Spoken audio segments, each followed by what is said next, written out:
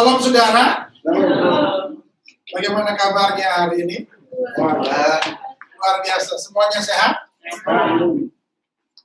Sehat walafiat? Puji Tuhan. Saya percaya bahwa kita semua luar biasa dan kita semua dalam keadaan yang sehat-sehat saja. Katakan amin. Kita terus berdoa biar Indonesia semakin hari semakin dipulihkan Tuhan, semakin hari semakin sehat. Virus corona pergi dari Indonesia. Amin. Gak tahu dia harus pergi kemana, pokoknya harus pergi keluar dari Indonesia ini sudah. Entah itu corona pulang kampung ya, terserah dia lah. Pokoknya jangan ada di Indonesia lagi. Amin. Amin, saudara. Karena begitu susahnya hidup kita di hari ini, saudara. Tiap hari harus pakai masker kemana-mana, harus berjarak, salaman susah. Mau salaman bingung-bingung. Salaman gak ya? Salaman gak ya? Nanti salaman ketularan lah, aduh bermacam-macam sudah. Kita terus berdoa, karena doa orang benar itu besar kuasanya. Nah, hari ini kita akan bicara tentang connecting people dan divine connecting. Apa itu connecting people dan divine connecting? Saudara pernah punya handphone Nokia yang dulu? Setiap handphone Nokia kita buka, kan ada nyanyiannya.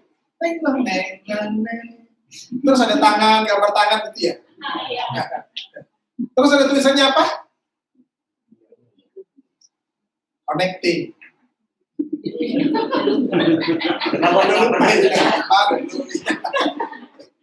Nah, saudara belajar hari ini tentang connecting people, divine connecting, saudara. Ini memberikan satu pelajaran bagi kita. Apakah kita benar itu sudah menjadi orang-orang yang connecting people dan atau menjadi orang-orang yang divine connecting, saudara. Nah, kita baca di dalam Yeremia 29 ayat 7. Yeremia 29 ayat 7, semuanya sudah punya Alkitab? Oh, Alkitabnya? Yeremia 29 ayat 7. Kita akan baca sama-sama. 1, 2, 3. Usahakanlah kesejahteraan kota kemana aku buat. Betul? Amin. Dan berdoalah untuk kota itu kepada Tuhan, sebab kesejahteraannya adalah kesejahteraanmu. Katakan amin. Amin. Alkitab jelas mengatakan usahakanlah, lalu doalah, berdoalah, bukan mengutuki. Amin. Orang-orang Kristen harus terus berdoa untuk bangsanya. Orang-orang Kristen harus terus mengusahakan kesejahteraan kota di mana kita tinggal. Kenapa? Karena kesejahteraan kota itu juga kesejahteraan kita. Kerusakan kota itu juga kerusakan kita. Bangkrutnya suatu bangsa itu akan bangkrut juga kita. Betul, saudara? Bangsanya tertindas, maka rakyatnya pun tertindas. Bangsanya kena corona, maka rakyatnya pun kena corona. Betul ya? Matius 28 ayat 19. Matius 28 ayat 19. Dan Matius 28 ayat 19. Kita baca sama-sama lagi. Karena itu, pergilah, jadikanlah semua bangsa muridku. Lalu, dan baptislah mereka dalam nama Bapa dan Anak dan Roh Kudus. Nah, kalau saya mengambil tema connecting people dan divine connecting ini, saudara, mengacu dari Yeremia 29 ayat 7 dan Matius 28 ayat 19 ini, saudara, kita akan belajar. Karena ini adalah satu pembimbingan dari nas ini, saudara, dan kalau kita pelajari dan kita perhatikan baik-baik, dari Yeremia 29 dikatakan, usahakanlah, lalu berdoalah, lalu ke Matius 28-nya, pergilah, jadikanlah, baptislah. Artinya gini, saudara. Kalau kita lanjutin di ayat 20-nya, ajarlah. Artinya, ini semuanya ini kata perintah. Betul ya? Ada satu perintah dari surga untuk kita semua. Artinya, kita sedang dan harus melakukan sesuatu. Apa yang harus kita lakukan itu, saudara? Mensejahterakan kota. Yang kita lakukan adalah berdoa untuk kota. Yang kita lakukan adalah pergilah, kabarkanlah kabar baik, kabar sukacita, bukan kabar buruk. Saudara. Itu yang namanya connecting people, saudara. Nah, kita belajar hari ini. Apa yang disebut dengan connecting people? Yang disebut dengan connecting people artinya gini. Ada hubungan antar sesama manusia, maka terjadilah suatu hubungan yang baik, penuh kasih mesra, dan penuh dengan kedamaian. Itu yang namanya connecting people. Siapa itu? Di mana ada orang Kristen, di situ pasti ada connecting people. Keberadaan orang Kristen itu selalu membawa damai. Makanya heran kalau ada orang Kristen membawa rusuh. Heran saya kalau ada orang Kristen tukang berantem. Sudah. Heran saya kalau ada orang Kristen itu sukanya ribut mulu tiap hari. Bertengkar mulu tiap hari, saudara. Saya mau bilang itu bukan orang Kristen. Saya nggak tahu itu orang apa. Pokoknya di mana ada orang Kristen, di situ pasti ada connecting people. Artinya terjalinlah hubungan yang baik antar sesama manusia. Amin. Antar sesama manusia, membawa kedamaian, membawa kasih, itu yang namanya connecting people. Dari connecting people, saudara, itu terjadi yang namanya divine connecting. Apa itu divine connecting? Di mana ada orang Kristen, maka disitulah terjadi yang namanya divine connecting. Artinya begini, orang-orang Kristen itu adalah pembuka hubungan yang baik sesama manusia dan menghubungkannya dengan Bapa. Ya, saudara, sehingga terjadilah suatu pengenalan akan Tuhan yang benar melalui orang-orang Kristen tersebut. Jadi kalau kita sudah connecting people, kita sudah menjalin hubungan yang baik dengan sesama manusia, maka keberadaan kita adalah menjadi divine connecting. Artinya, kita membawa mereka yang kita kenal, orang-orang ini tetangga-tetangga kita akan membawa mereka kepada pengenalan akan Tuhan. Itu yang namanya divine connecting. Amin, saudara. Nah, ini tugas kita nih orang Kristen, membawa kedamaian. Jangan Natal aja yang temanya damai, damai. Yesus membawa damai, tapi panitianya berantem terus. Yesus membawa kedamaian, Yesus membawa kesembuhan, Yesus membawa pemulihan, tapi panitianya gak pulih-pulih. Cuma masalah nasi kotak aja ributnya sampai setahun. Haleluya. Cuma masalah baju seragam aja pindah gereja. Itu sudah ada kayak gitu.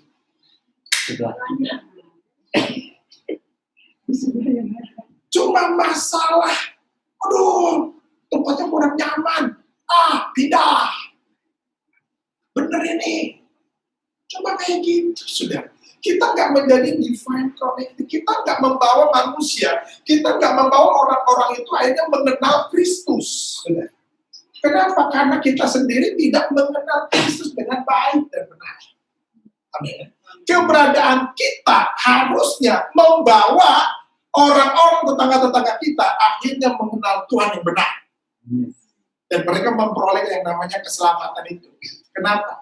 Karena kita yang disebut dengan connecting people. Kita yang menjalin hubungan yang baik dengan orang-orang yang ada di sekitar kita sehingga membawa mereka kepada Kristus. Saya mau tanya, mana yang benar? Ini saudara harus jawab. Membawa Kristus kepada jiwa-jiwa atau membawa jiwa-jiwa kepada Kristus? Saya ulangi lagi. Membawa Kristus kepada jiwa-jiwa atau membawa jiwa-jiwa kepada Kristus? Coba, Yang nomor 1, membawa Kristus kepada jiwa-jiwa. Yang nomor 2, membawa jiwa-jiwa kepada Kristus. Satu. Yang nomor 1. Nomor 1 itu membawa Kristus kepada jiwa-jiwa. Yang nomor 2, membawa jiwa-jiwa kepada Kristus. Yang pilih nomor 1. Yang pilih nomor 2. Yang nggak milih.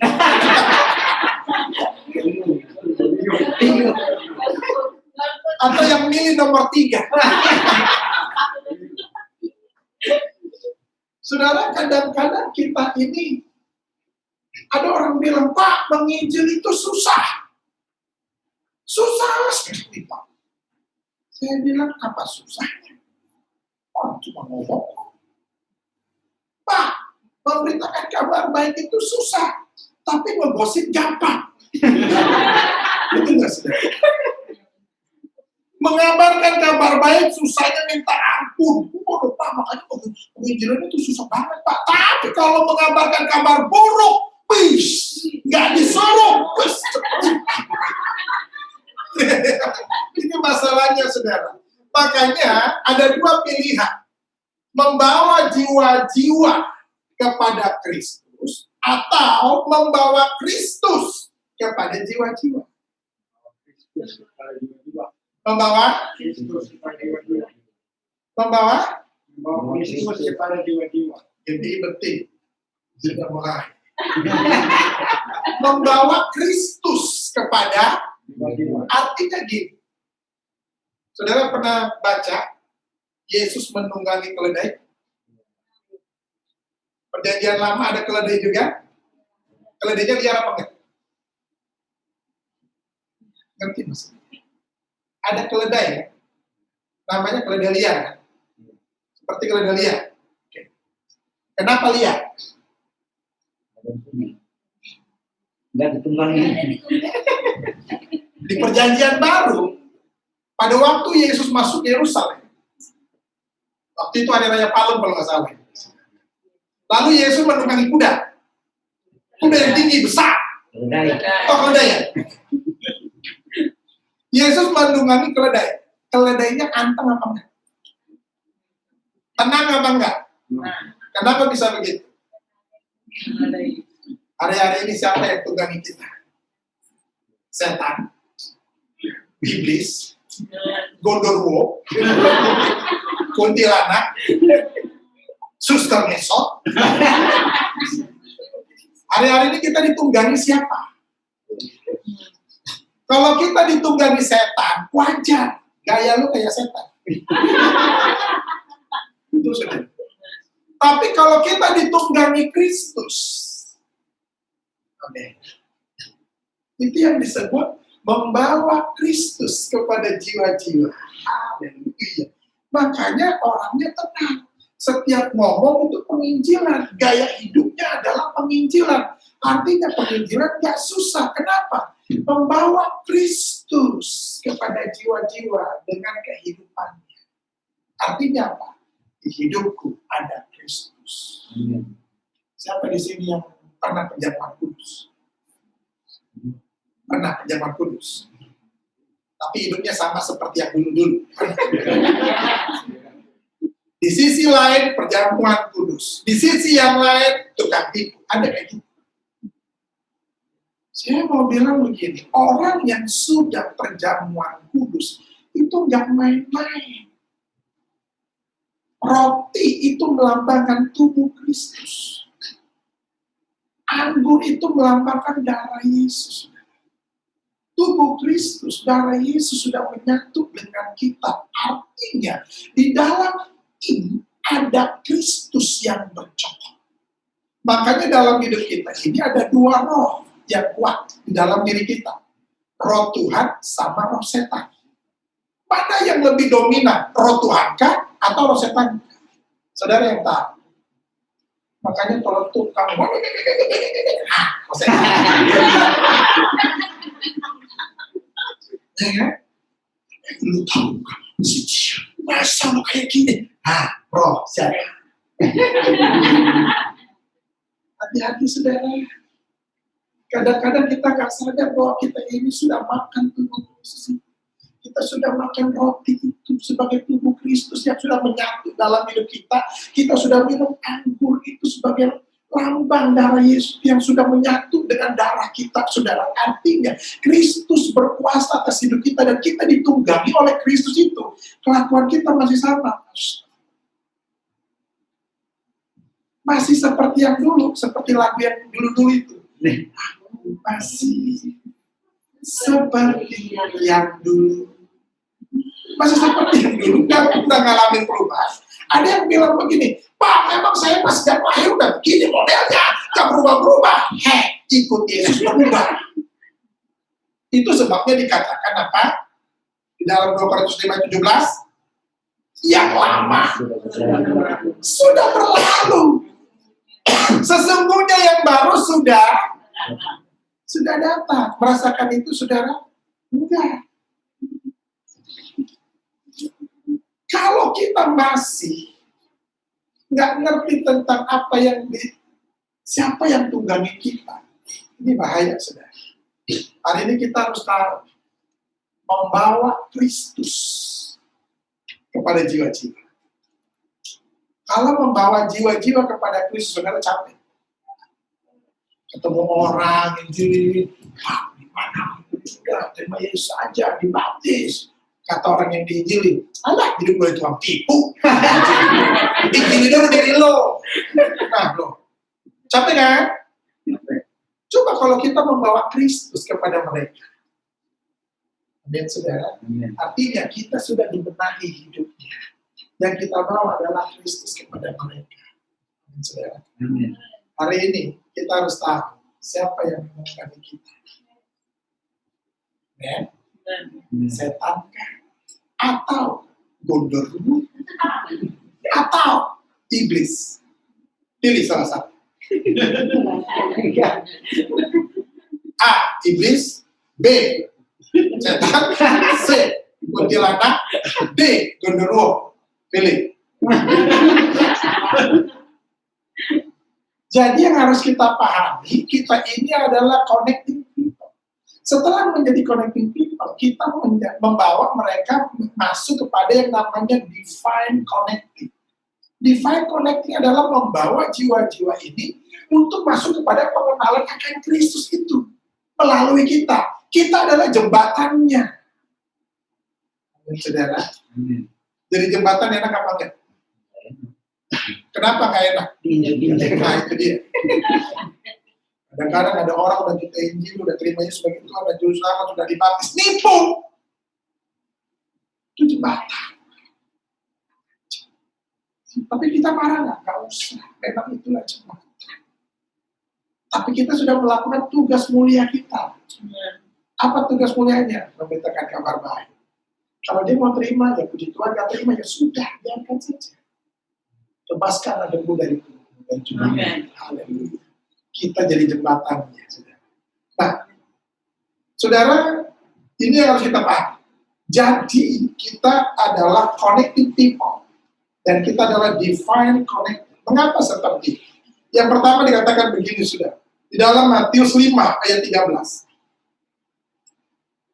Ayat 13 sampai dengan 14.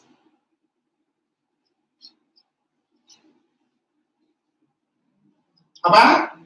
Kamu adalah garam dunia. Perhatikan baik. Kamu adalah garam dunia. Ayat 14. Kamu adalah bukan kamu harus jadi garam, bukan kamu harus jadi terang, tapi kamu adalah garam. Sejak masa kelahiran kita ke muka bumi ini, Tuhan sudah ngomong, kamu adalah garam. Kamu adalah terang itu. Bukan, kamu harus jadi garam ya. Kamu harus jadi terang ya. Ada jadi. Masih jadi adonan sudah. Tapi Tuhan tegas mengatakan, kamu adalah garam, kamu adalah terang. Tegas Tuhan mengatakan itu sudah. Amin. Nah, kenapa garam. Dan terang itu, saudara, kita ini bukan micin. Tahu micin? Berapa banyak bumbu dapur di dapur saudara? Banyak kan? Cabai ada? Ya. Tuhan nggak ngomong kamu adalah cabai lagi.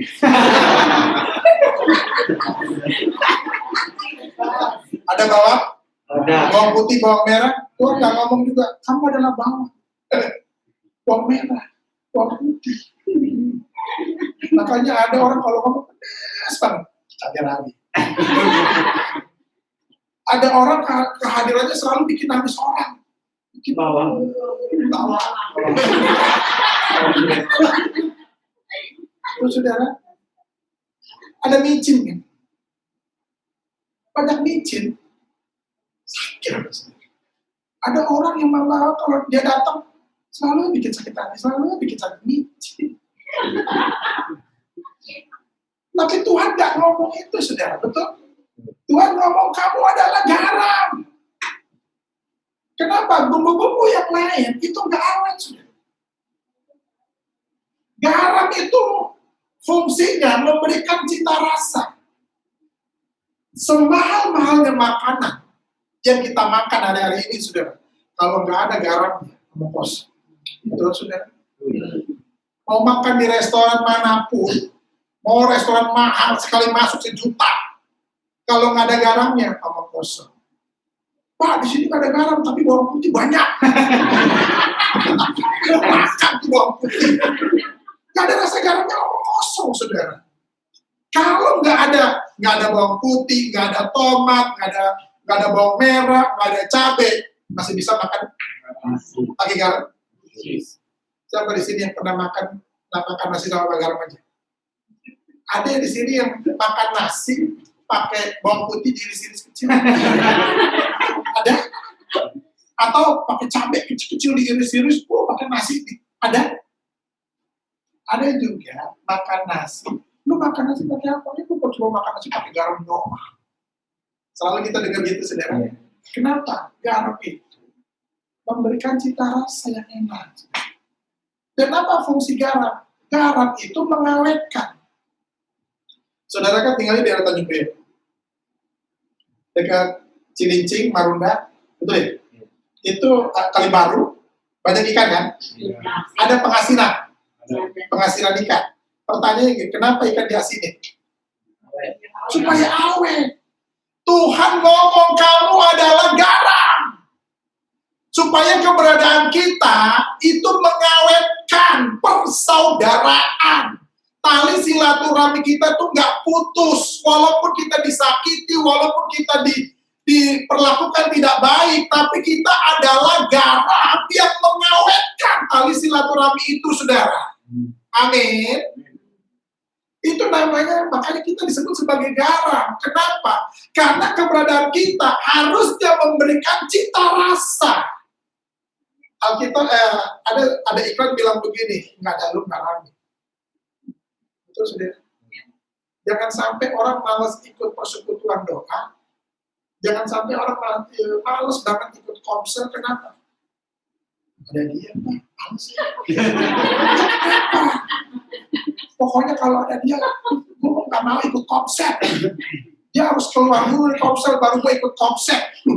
Kenapa? Ih, males. Lu kenapa sih? Nggak, mukanya mau muntah. Kenapa sih? Mukanya mau ke WC. Ada nggak yang kayak gitu? Ada, saudara. Kenapa? Karena keberadaan kita nggak menjadi garam.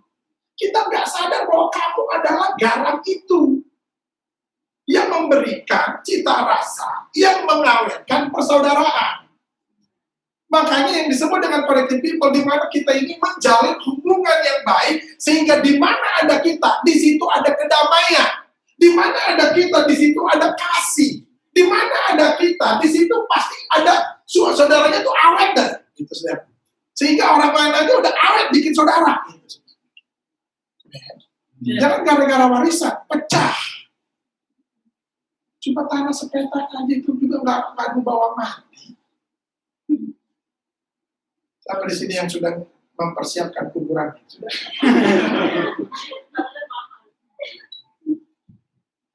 Sehebat-hebatnya manusia, sekaya-kayanya manusia, dia banyak perhiasan, dia banyak harta, dia banyak mobil, dia mau mati.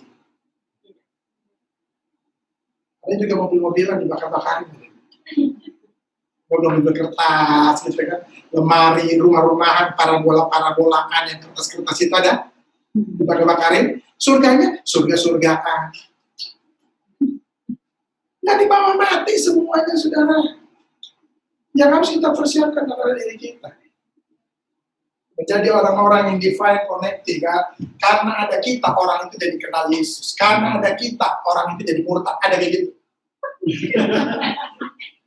Males gue ikut ke gereja lagi, percuma. Kenapa? Apa itu mereka? Kayak ada bahasa itu malas. Gara-gara kita orang jadi murtad. Betul, saudara? Gara-gara kita orang gagal masuk surga. Kenal Tuhan nggak jelas begitu. Lu aja kayak gitu. Ada ke gereja setahun enggak. Kalau ke gereja cuma Natal. Masa mau ngikut kayak gitu? Bisa, saudara. Artinya kita nggak menjadi contoh. Kita sedang membawa setan dan kita sedang ditunggangi sama Tuhan. Kita sedang ditunggangi sama gundurwo itu, saudara. Makanya kelakuan kita sama persis sama gundurwo. Itu, saudara. Makanya kita terus mengatakan di dalam Yeremia 29 tadi, kesejahteraan kota adalah kesejahteraanmu. Usahakanlah itu. Berdoalah. Karena kita sadar, aku adalah garam. Aku adalah terang dunia, di mana keberadaan itu memberikan cahaya kepada banyak orang, saudara. Betul? Jangan keberadaan kita membawa kegelapan. Dan keberadaan kita membawa kebangkrutan. Gara-gara gue bergaul sama dia, gue jadi bangkrut. Kok bisa? Walaupun kita ini banyak yang hitam gini, saudara, tapi kita jadi terang bagi banyak orang, saudara. Amin. Gara-gara Pak Albert saya dibaptis, luar biasa. Itu dia. Saya kenal Yesus gara-gara Pak Matius. Kok bisa? Ya Pak Matius datang ke saya. Silaturahmi, menjalin hubungan yang baik. Orang jadi kenal Yesus, saudara, melalui kita.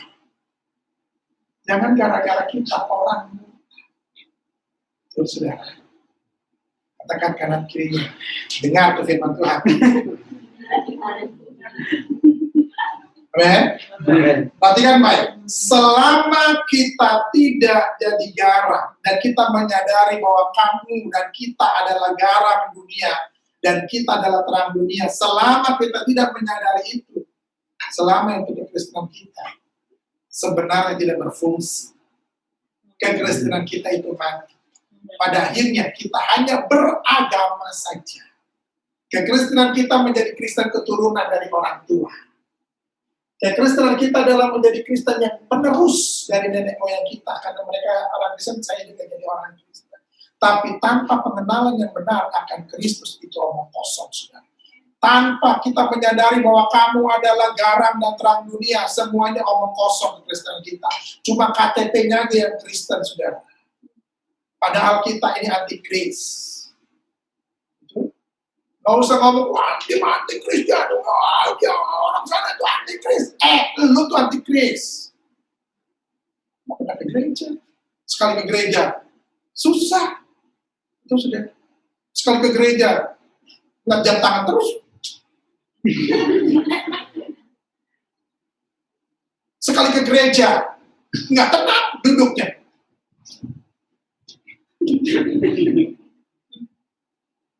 Kenapa bisa begitu, saudara? Karena dia bukan orang Kristen. Cuma dia beragama Kristen. Padahal dirinya bukan orang Kristen, saudara.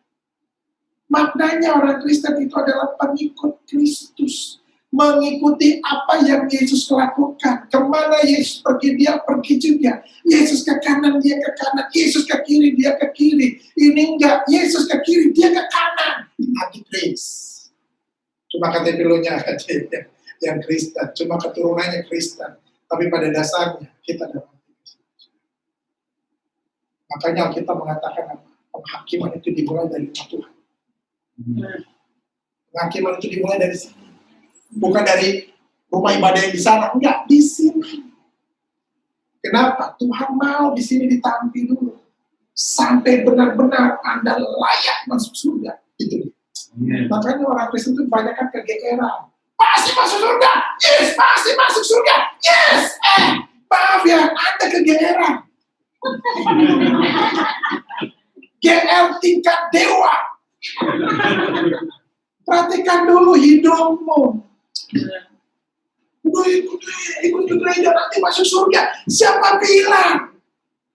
Masuk gereja itu bukan untuk masuk surga. Tapi untuk hidup kita itu dibenahi. Makanya kenapa orang perlu ke gereja? Supaya ada pembenahan hidup. Sama seperti kita punya mobil, kita punya motor. Nggak usah servis. Bagus tuh motor masih bisa jalan. Kalau mogok di jalan, innalillahi. Kenapa mogok? 3 tahun Pak nggak diservis. Ya mati lah. Betul saudara? Itu motor saudara. Benda kayak gitu. Nah kita manusia. Perlu diservis. Betul saudara? Perlu direparasi. Perlu diperbaiki hidupnya. Makanya perlu ke gereja. Kalau ada orang Kristen yang udah malas di gereja, saya mau bilang, mendingan lu mati. Amin, saudara. Jadi, ini hal yang pertama yang harus kita pahami. Kita adalah garam dunia, dan kita adalah terang dunia. Selama kita nggak menyadari bahwa kita adalah garam dan terang dunia ini, selama itu pula, kekristenan kita menjadi sia-sia, saudara. Kita hanya beragama Kristen, dan kekristenan kita hanya pewaris dari orang tua. Jangan jadi kekristenan ini bukan agama warisan, saudara. Saya bilang begini sama anak-anak saya, kalian jangan ikut papa, ikut mama. Mama, papa Kristen, lu ikut-ikutan Kristen. Enggak, lu jadi Kristen karena lu mengenal Tuhan dengan baik. Sehingga dia kuat, saudara. Bukan karena orang tuanya dia jadi Kristen, tapi karena mereka mengenal Kristusnya dengan baik dan benar. Saudara, jangan jadi Kristen yang ikut-ikutan. Jangan jadi Kristen yang hanya mewarisi agama orang tua. Jangan jadi Kristen keturunan. Jangan jadi Kristen adat. Tapi jadilah Kristen yang benar-benar mengenal Kristus dan tetap ditunggangi oleh Kristus itu sendiri. Amin. Yang kedua dikatakan begini. Di dalam Lukas 7 ayat 22. Lukas 7 ayat 22. Kita adalah orang-orang yang connecting people to divine connecting. Dan Yesus menjawab mereka apa? Pergilah dan katakanlah kepada Yohanes apa yang kamu lihat dan apa yang kamu dengar. Orang buta melihat, orang lumpuh berjalan, orang kusta menjadi tahir, orang tuli mendengar, orang mati dibangkitkan, dan kepada orang miskin diberitakan kabar. Perhatikan baik. Siapa di sini yang kenal Yesus? Angkat tangan. Yang kenal aja, kalau nggak kenal jangan. Yang kenal Yesus. Pertanyaannya gini. Seberapa kenal Anda dengan Yesus? Seberapa kenal? Seberapa dalamnya kita mengenal Yesus Kristus?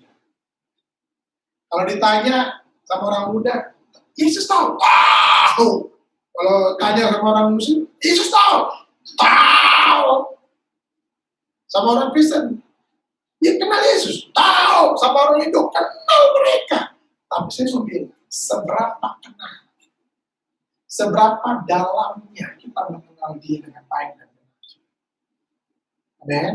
Makanya Alkitab jelas mengatakan, dan Yesus menjawab mereka, pergilah dan katakanlah kepada Yohanes apa yang kamu lihat dan apa yang kamu dengar. Saudara pernah mendengar bahwa Yesus menyembuhkan? Pernah dengar?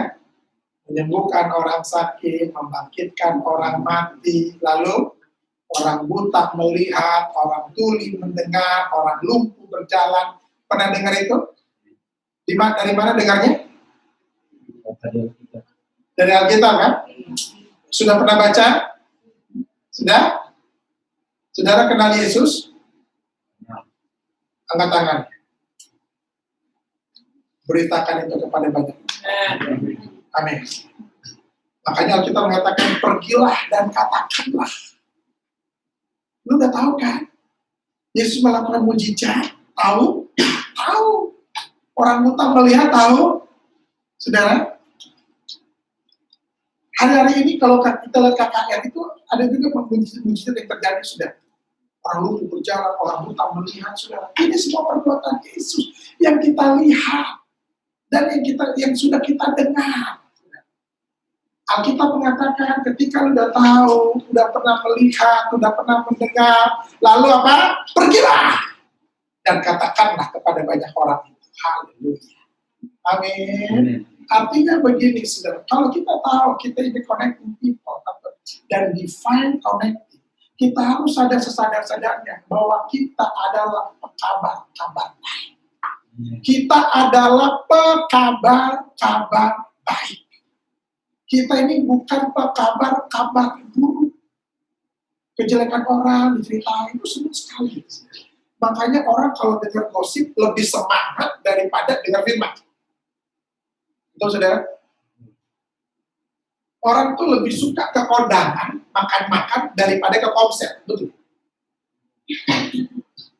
Makanya kita bilang begini, lebih baik ke rumah duka daripada ke rumah pesta. Kenapa? Di rumah pesta kita bisa lupa diri. Apa aja kita makan, wah, padahal lagi kolesterol tinggi, darah tinggi luar biasa. Weh, sate kambing guling, wah, sop kambing, seru. Makan, pulang pesta, selesai. Makanya kita mengajarkan lebih baik ke rumah duka. Kenapa? Karena di rumah duka kita jadi introspeksi diri. Artinya gini, itu kiasan sebenarnya, saudara. Lebih baik daripada lu ke rumah pesta yang jadi lupa diri segala-galanya, lebih baik lu ke konser. Kenapa? Karena di konser ini urusannya surga, urusannya kekekalan. Yang ini, yang rumah pesta ini, tidak ada keabadian di situ, saudara. Kita ini bicara tentang keabadian, betul, saudara? Amin. Makanya Alkitab mengatakan kita ini adalah pekabar-kabar baik, bukan kabar buruk. Orang tuh lebih suka mendengar kabar buruk daripada kabar baik, betul apa enggak? Kalau saudara dipanggil, sini, gosip, yang mana? Oh, masa sih? Iya, Tuhan, kok begitu ya? Coba terus. Semangatnya tuh luar biasa, sudah. Tapi kalau dipanggil, sini, ada firman Tuhan. Matius 28, 19, 20. Oh, gue mau tahu. Udah penting. Udah lo WA aja nanti gue pelajari. Ya, sesemangat ketika kita mendengar fitnah, kabar gosip, saudara, kabar buruk nggak jelas. Orang yang, di sekeliling kita ada yang kayak gitu, sebenarnya mendengar kabar buruk, betul, saudara. Dan ada yang mengabarkan kabar buruk, dan orang lebih suka mengabarkan kabar buruk itu. Kenapa kabar buruk itu selalu didengar? Kabar baik tidak akan pernah didengar, saudara. Betul ya? Makanya kalau kabar baik, masa? Kok gitu? Aku gak percaya. Tapi kalau kabar buruk, bener loh, masa sih? Terus. Udah, bener loh, masa sih? Tapi terus.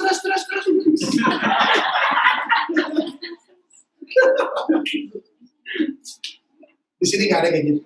Amin. Di sini gak ada. Kebetulan hadir orangnya. Tapi saya percaya gak ada di sini. Di sini adalah jemaat yang selalu mengabarkan kabar baik. Amin. Amin. Kita ini diciptakan Tuhan bukan untuk jadi penggosip, saudara. Betul? tapi untuk menjadi pekabar-kabar baik.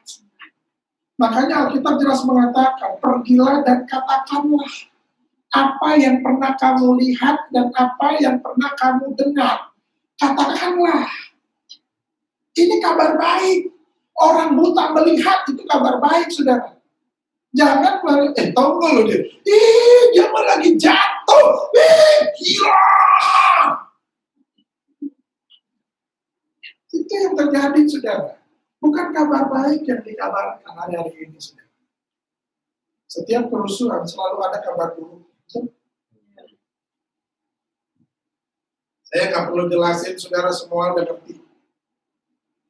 Kenapa Indonesia kalah seperti ini, saudara? Kenapa? Karena gampang diadu domba.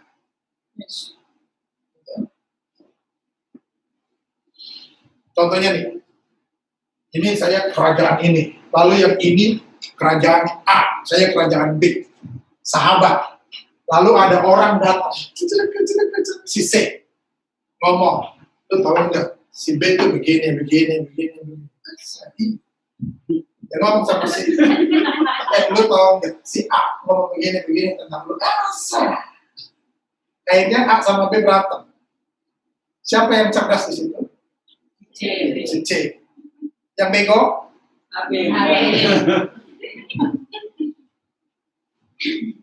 Kayaknya direbut semua orang-orang.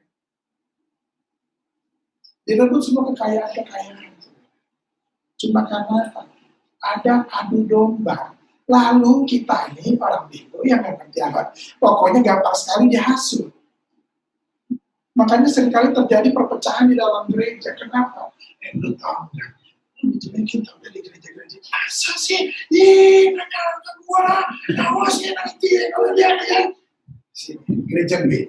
Lu tahu nggak? Lu tuh nggak gereja-gereja sama gereja A tahu? Masa sih? Lu tahu nggak? Jemaat lu banyak yang pindah ke gereja dia tahu?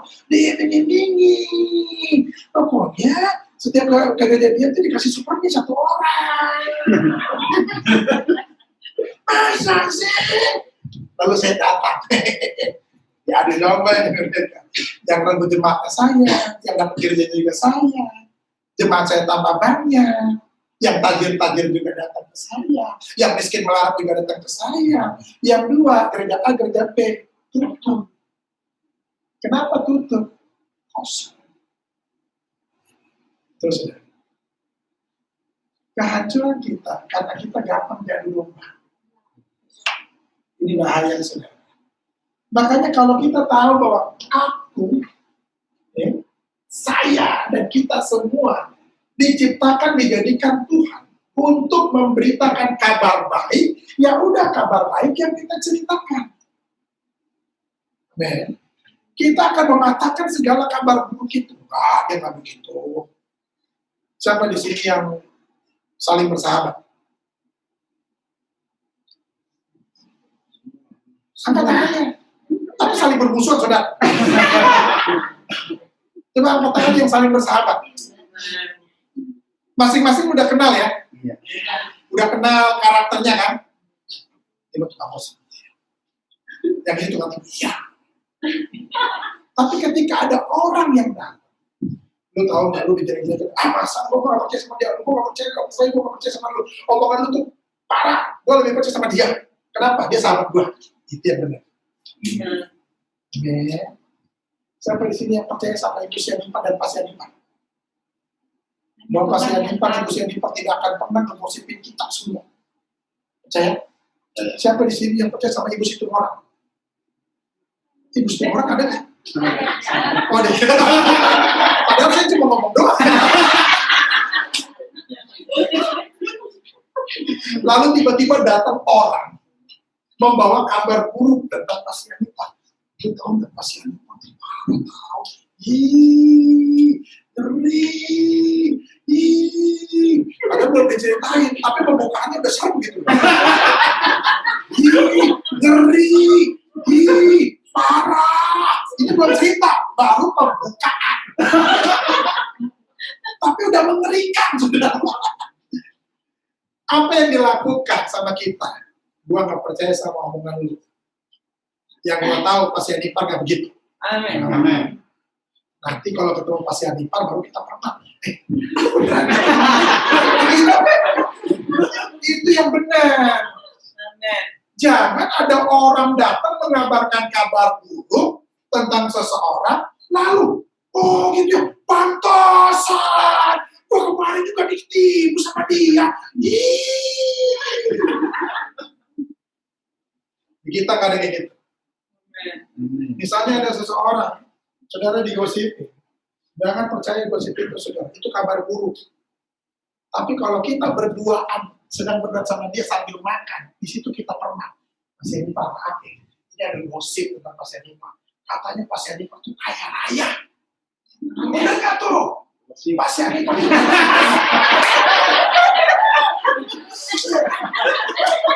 Yang gue dengar di pasien ipar beli kontainer 3. Benar nggak tuh?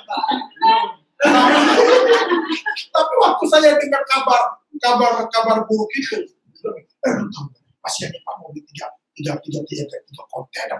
Masa? Yang setahu nggak gitu. Nah, itu benar. Baru ketika saya ketemu sama pasien ipar, disitulah saya pernah tuh pasien ipar. Pasien ipar, dia ada gosip.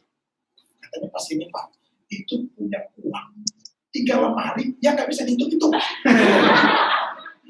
Kok bisa begitu? Kok nggak bisa dihitung? Uangnya uang monopoli semua. Di situ saya pernah. Tapi yang benar itu teman yang menjaga nama baik temannya. Itu yang disebut dengan brother keeper. Saya adalah brother keepernya pasien ipar yang menjaga nama baiknya pasien ipar. Terserah lu mau ngomong apa tentang pasien ipar, yang gua tahu pasien ipar nggak kayak gitu. Itu yang benar. Nah, gua mau tahu lu mau kabar buruk ke kabar apa, pokoknya gua pasien ipar adalah sahabat gua. Baik buruknya pasien ipar, dia adalah saudara gua dan dia adalah sahabat gua.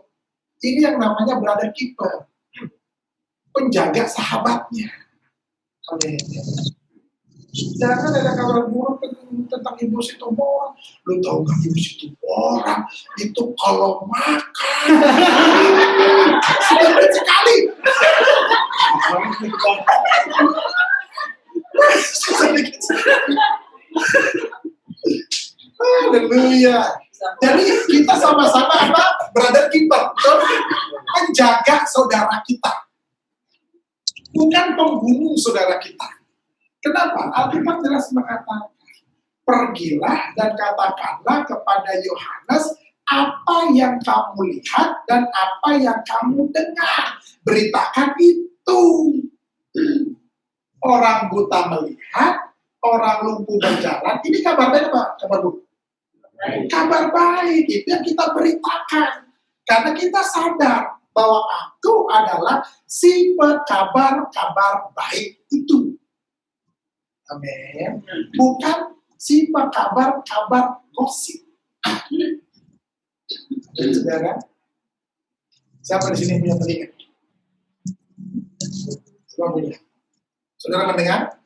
Dengar.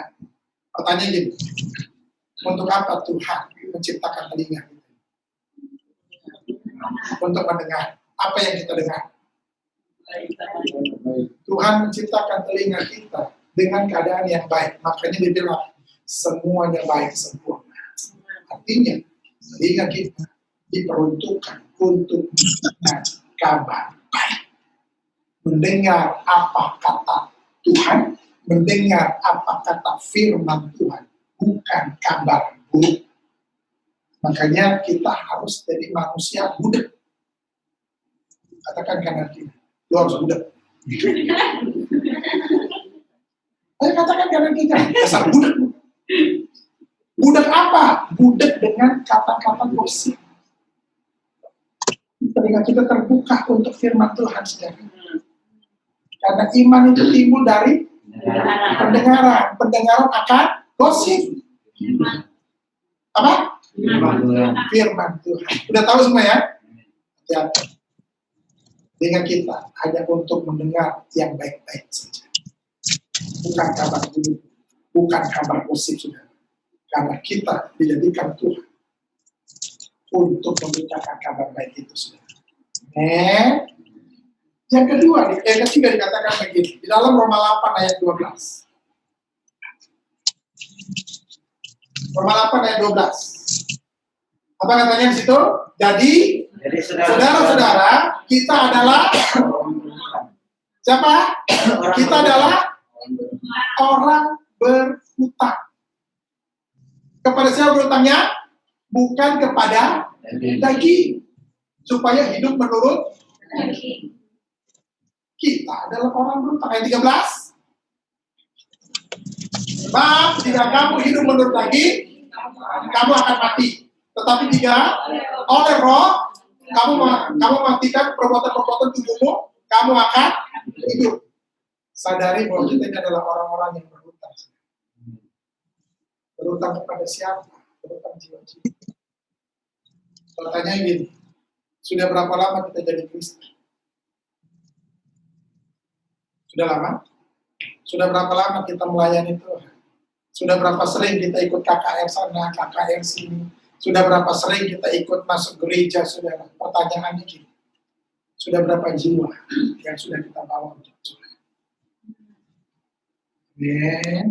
Sudah berapa jiwa yang sudah kita bawa mereka mengenal Kristus? Yang paling penting, bukan masalah berapa lama kita harus hidup di dunia ini. Kalaupun kita hiduplah yang bermanfaat bagi banyak orang, hiduplah yang berdampak bagi banyak orang, saudara. Hidup kita itu menginfluence, artinya mempengaruhi keadaan. Bukan kita yang terpengaruh, tapi kita yang mempengaruhi. Ya? Jadi, kita nih orang sadari bahwa kita adalah orang-orang yang berhutang itu. Berhutang apa? Berhutang jiwa-jiwa, bukan berhutang PLN. Bukan berhutang kredit, saudara. Panci dikreditin, termos kredit, sendok kredit, garpu kredit, semua. Banyak hutangnya, bukan itu hutang kita, saudara. Betul? Banyak orang bilang, wah, udah banyak banget hutang. Kenapa? Hutang dalam daging. Bukan hutang dalam hutang. Kita berhutang oleh darah Yesus. Darahnya tercurah untuk kita, saudara. Kita berhutang kematian oleh Kristus itu, saudara. Dia mati untuk kita dan dia bangkit untuk kita, saudara. Darahnya tercurah untuk kita, saudara. Amin. Dan kita berhutang jiwa-jiwa. Artinya hidup kita harusnya membawa jiwa-jiwa. Ya. Supaya mereka terus lebih luar biasa lagi, saudara. Itu tugas kita. Makanya kita pahami. Kita adalah orang yang berhutang. Saya pernah lihat satu film kisah nyata, itu bagus banget. Seorang tentara tanpa senjata. Biasanya orang itu yang namanya tentara pasti ada senjatanya, walaupun tongkat, borgol, itu kan merupakan senjata juga. Tapi ini dia sama sekali, saya lupa nama judul filmnya, tapi itu bagus sekali, sudah.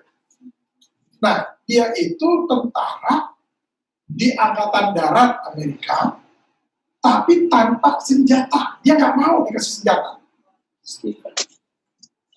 Ya, pernah ya? Pokoknya dikasih senjata, dia nggak mau. Dikasih senjata, dia nggak mau. Nah, dia orang Kristen taat. Senjatanya cuma satu, Alkitab. Ini luar biasa, ini peperangan bawa Alkitab. Peperangannya bukan peperangan melawan roh, tidak, tetapi benar-benar nyata melawan tentara Jepang. Ini luar biasa, tapi dia akan diselamatkan sama Alkitab itu. Alkitabnya Alkitab kecil yang bisa dikantongin, saudara. Tiap ada kesempatan, dia baca. Orang-orang mau perang, didoain. Baca Alkitab dulu, saudara. Wah, ini luar biasa. Tapi dia menjadi penyelamat bagi teman-temannya yang punya senjata itu. Makanya prinsipnya gini, one more. Satu orang lagi Tuhan, satu orang lagi Tuhan untuk dia selamatkan, satu orang lagi Tuhan untuk dia selamatkan, satu orang lagi Tuhan untuk dia selamatkan. Hari ini banyak orang stres gara-gara corona. Saudara stres apa? Gara-gara corona ini? Beneran? Tapi muka saudara muka stres. Saudara percaya bahwa di balik corona, Tuhan turut bekerja untuk mendatangkan kebaikan. Apa kebaikannya corona? Corona mengajarkan kepada kita untuk kita hidup bersih. Amen. Pulang dari mana-mana, salaman sana sini, nggak boleh langsung makan, harus cuci tangan dulu. Terus saudara, kalau dulu enggak kan, masuk lapo, nggak cuci tangan, nggak berdoa.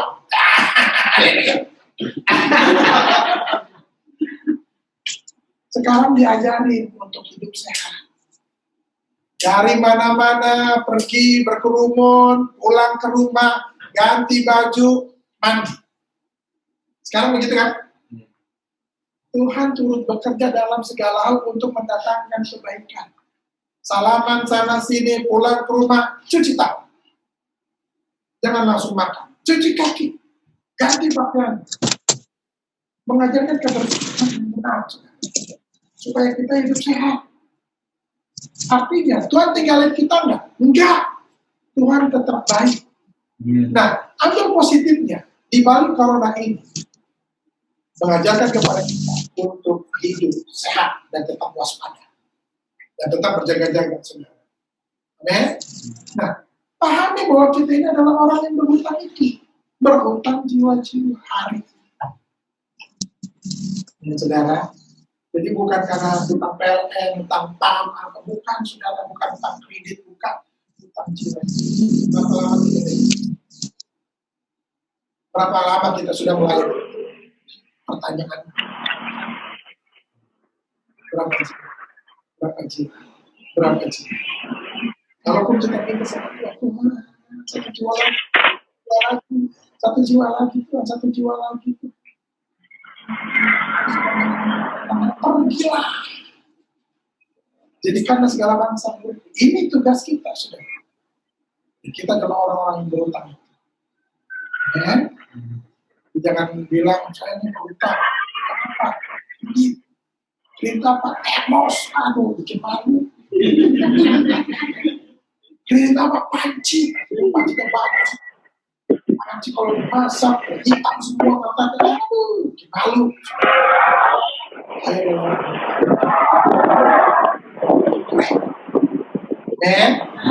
Dia 3 hal. Kalau ditanya sama kita, kalau ditanya ke kita, siapa kita? Jawabannya, kita adalah connecting yang menjadi penghubung antar sama manusia untuk dibawa ke divine connecting yang membawa manusia ke perjumpaan pribadi dan pengenalan akan Tuhan yang benar. Kalau ditanya kepada kita, siapa kita? Kita adalah garam dan terang dunia, bukan membawa siapa kita? Kita adalah kabar baik, bukan kabar apalagi kabar musik. Siapa kita, saudara? Kita adalah orang-orang yang berhutang jiwa-jiwa. Kalau ditanya kepada kita, siapa kita? Kita adalah orang-orang yang membuat sejahtera kota dan lingkungan di mana kita tinggal, bukan perusuh. Ya? Ini yang harus kita pahami. Siapa kita? Kita adalah orang-orang. Kita adalah garam dan terang. Ya? Dan 3 hal ini menjadikan kekuatan. Semakin kita siapa kita dan ya, jangan sampai kita ada beragama Kristen tapi tidak ngerti apa yang ini harus melakukan apa? Saudara, itu salah banget. Alkitab sudah banyak mengajarkan kepada kita. Baca firman Tuhan dan kita akan mengerti apa yang harus kita lakukan. Mari kita berdoa.